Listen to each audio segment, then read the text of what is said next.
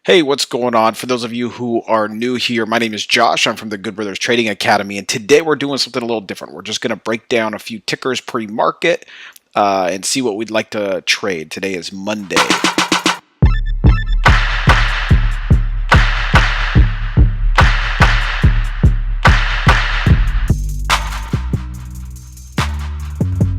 So I'm going to start with the weekly chart. We get an idea.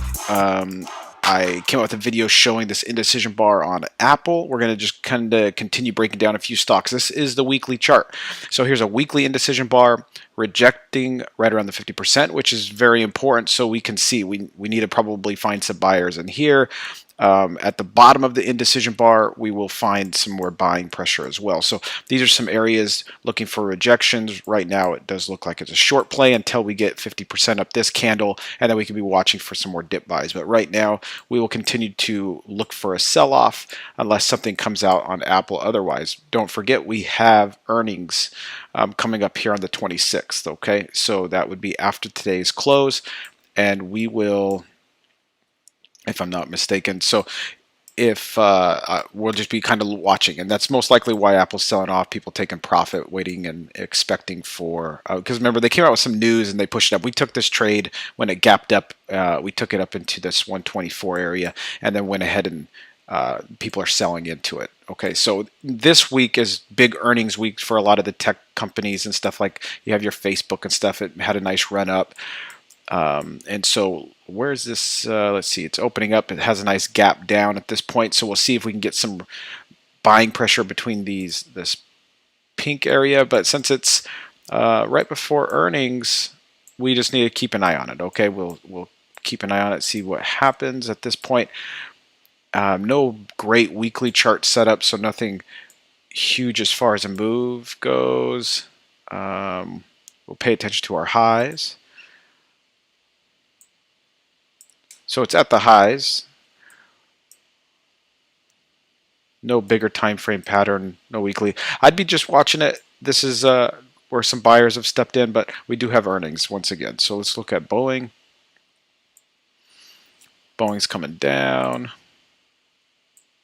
It's been in this really tight range. I wouldn't be too bullish on Boeing. My point and what's going on with Boeing is we still are looking at a pandemic. There's nothing coming back saying that. There was some news that actually came out and said that they, I think it was Europe or something, okayed their 747 jet to continue. And so we had, GE making a run up. I'll do a recap on our GE trade.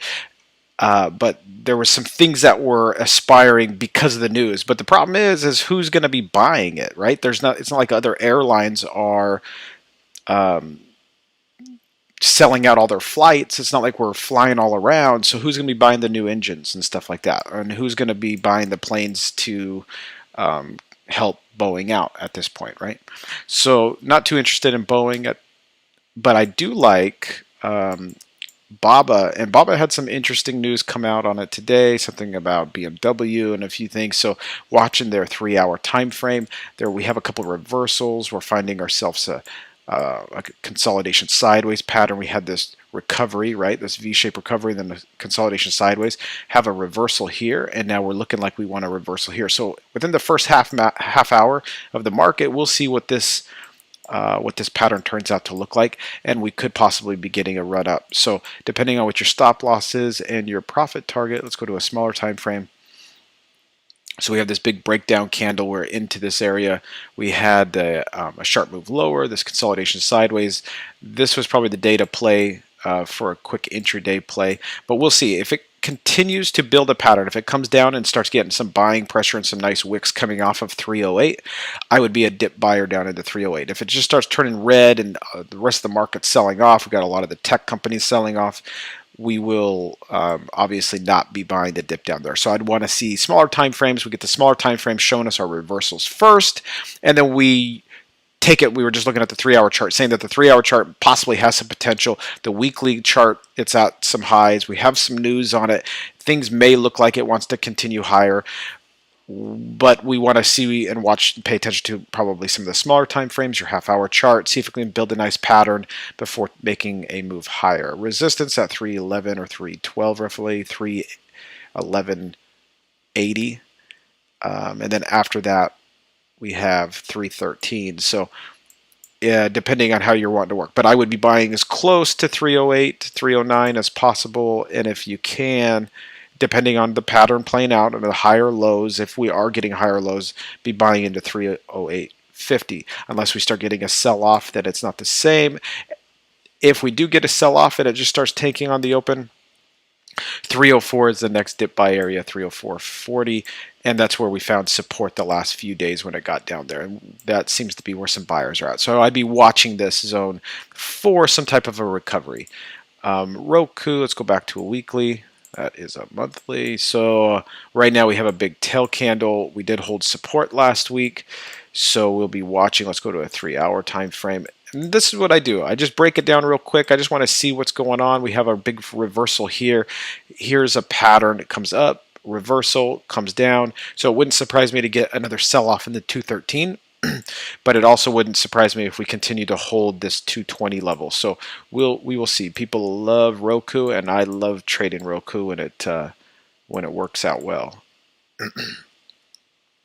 It could put in a nice move. So right now we have some clear selling resistance in the 227.30 area, and I would be watching that. That looks to me like this was a significant area of taking profit, short piling. So we would have to most likely build some kind of a pattern.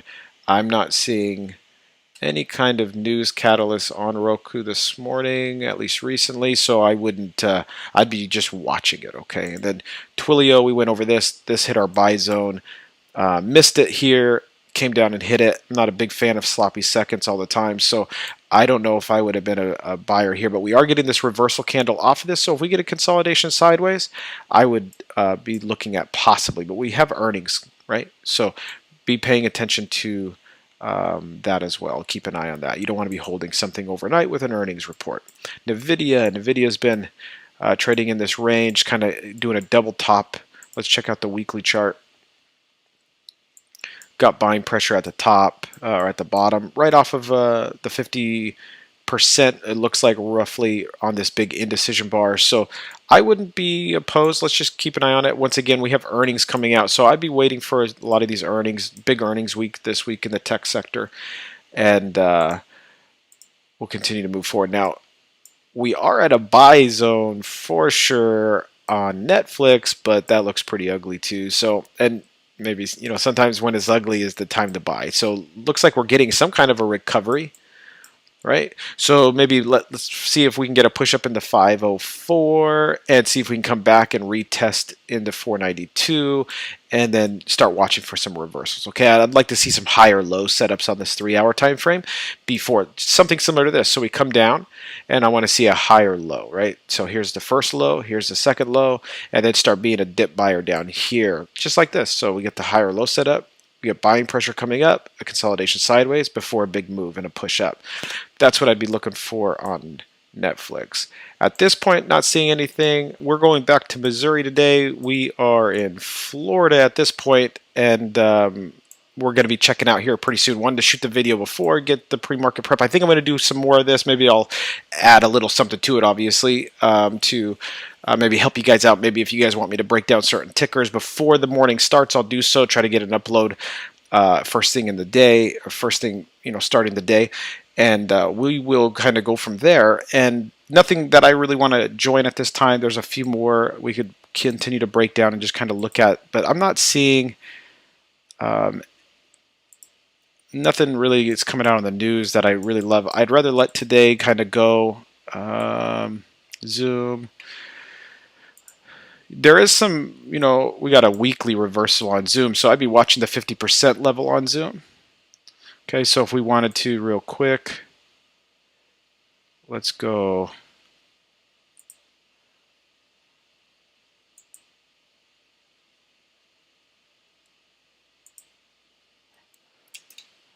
Let's just check this out real quick. Let's make this any color so we can know where we're at. I want to see where this level's at on the intraday. So blue. All right, well that makes some sense. Okay, so let's put this right here, let's grab this one, get rid of that, and let's put our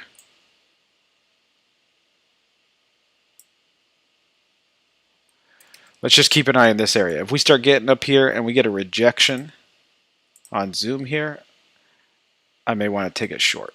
Just zone to zone, just a quick intraday play. I'll put maybe like an alert in here. Let's see if it even gets past here. And then we'll put an alert right here.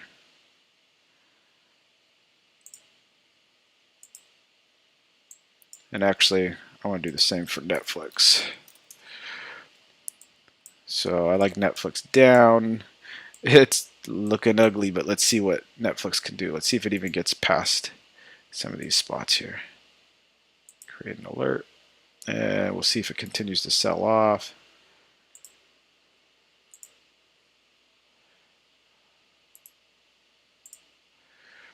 And that's pretty much it. I'm just keeping an eye on a few things. I just want to see what if it starts pushing higher, so it can give me my alerts, so I can keep an eye on it. But I'm going to be driving. I'm not going to be paying much attention. I was hoping to get into something beyond.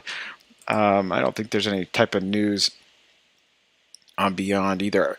I like playing. I like making sure there's some news on the stock. I like getting direction, right? Direction's like some of the toughest thing we could do in the market. And when it comes down, news triumphs your technicals. You got to know the technicals.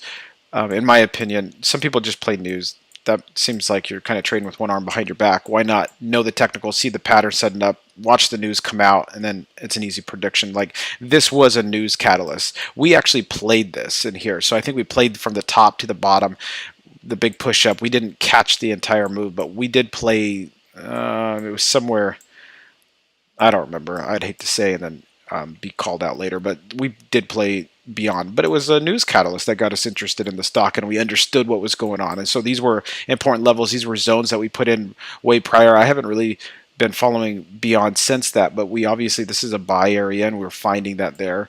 It hasn't got a lot of buying pressure, obviously, but we definitely have people covering their short positions or whatever, or maybe some buyers stepping in. But if we started breaking these highs and we got past this 173 zone, or 173, and we started using this as support in this area, the 175, we could definitely see 183. But again, we have a lot of earnings coming out, people probably selling into the earnings to collect profit. So I'm not in a big hurry to jump in anything, especially today. Something just came out.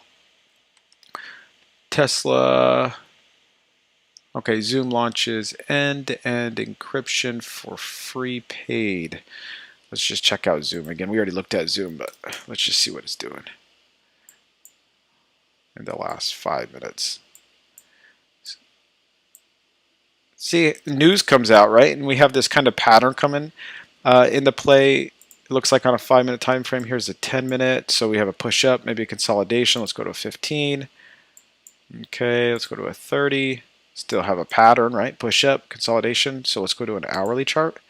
And now we're losing the pattern. There's not much of a pattern there. So what you want to do is now you want to watch the 30 or the hourly chart. So you'll have an hourly chart up, and then you'll have a lower time frame chart up, and you're going, okay, so here is the big breakdown candle, and this is a clear zone of something. We would love to see some type of pattern set up in here. And so we can go, okay, here's an hourly chart, and here's an hourly resistance. We know that this is an hourly resistance, so we'd keep an eye on 523, and I'm looking at these breakdown candles and these wicks coming in. So this area is going to be problematic for it on an hourly time frame. So if we're looking at a 10-minute time frame and we're going, okay, is this thing going to push up? Chances are that 10-minute chart's going to get caught up in here, but we do have news on it. And it looks like it's good positive news, right? The other thing is we got to look at what continues to go up in this economy with what is going on. So we have the pandemic, and we're looking at like we may possibly get another shutdown. It keeps edging that way, right? More news came out saying that we may continue to do another type of lockdown. If that's the case, what's Zoom stock going to do? It's probably going to continue going up. So whenever I start hearing that there's more problems with the coronavirus, I just tend to jump right back into the tech stocks. So we just go right back into Zoom. We go right back into EMPH or DocuSign, DOCU, which we already kind of looked at briefly. and we had this different bind. So we have a double bottom down here, another bottom right here, a higher low setup, another higher low, consolidation. So maybe be looking for, this is where buyers come in, right, in the stock. So maybe be looking for this area as a potential buy zone, right? Come down. I'm not saying just buy it, and some people do that. Some people buy the dips and they're good at it. I tend to I like to wait to see how it reacts around this area with the smaller time frames. I don't like to just jump in. I like to see that we come down, like right here would be a buy area, right, from the prior day. This to me is a buy area. We have the low put in, a double low or a double bottom, and then a push higher. So I would have been looking right here going, okay, we have these exhaustion bars coming in. Exhaustion bars, these wicks coming in, and then it pushes up real strong. Well, now it's coming down. Why wouldn't you be a dip buyer in here? Now you're risking, you know, let's check it out real quick. So you're risking, and you know, I'm pegging the bottom here, but you're risking 1%. And to go up to the next zone, right? You're risking 1% to make 2.5%, over 2.5%. That's a good trade. I would take that. I would try to be a dip buyer down here. The patterns show that it's working, and let's check out actually a little bigger time frame, and then I got to get going. Yep, perfect double bottom on an hourly chart. We got the reversal. You buy the dip on the reversal. That's a good pattern. Let's go to a 3-hour time frame. So what I would like to see on this 3-hour time frame, so now we're getting kind of like this reversal on the 3-hour time frame. We don't know if it's just going to continue higher. We have this consolidation. Let's let symmetry play out in the market. So we have a push down, a move sideways, a drop, and then we have the double bottom, reversal pattern. Let's see if we get a consolidation sideways, and then this would be our next zone where we sell out. So I would be very interested in playing this. The thing about the market is we have to be patient. We can't trade every day unless you have like a 500,000 different types of strategies and you're good, and or you're doing little intraday scalps. Then we can trade every day, right? If we're trading 5-minute candlestick patterns. But the people I really enjoy to help is the new traders. The PDT rule, it only allows us to trade 3 times a week anyway. So why not just wait for the perfect setup? Why not wait for a setup that you can make 2.5% on your money? Why make 0.5% or 0.23% and scalp a 5 or 10-minute chart like that? Okay, so why not be in the trade for 2 or 3 hours and really expect a nice move? So we'll be grabbing a move from 219 all the way up to 227, right? That's a nice move for us. So this is something I'd want to keep an eye on. Let's put an alert down here.